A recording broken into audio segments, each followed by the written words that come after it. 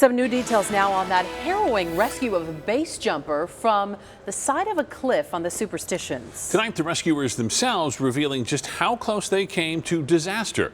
Faye Fredericks with the mission that left no room for error here. Faye? Yeah, the slightest mistake could have killed everyone involved in this. The wind was blowing, the parachute was tearing.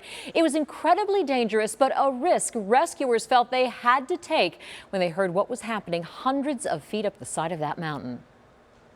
From the ground, he was just a speck on the mountainside, a sliver of white against the towering, jagged rock. If you're talking about a 1,000-foot sheer cliff. The wind blowing, the nylon chute beginning to rip, the victim losing feeling on one side of his body. The DPS crew knew they did not have much time. We could definitely see that there was some tearing that was going on with the parachute itself, which kind of elevated our sense of urgency.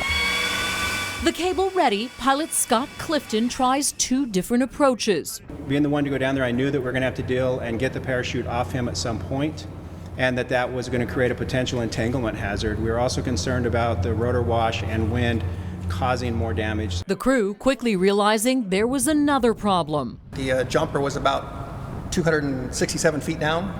We have about 287 feet worth of cable. So if he was another 20 feet down, this could have been a whole other scenario. Even with the base jumper now hooked in, the danger's still very real. The chute is tangling, blocking the view from the helicopter. Can you break that away? If you cut the risers, it's the best place to cut it. You got me clipped in. Finally cut loose, the men start the long, slow, at times spinning ride to the top. Safe and grateful to be back on solid ground.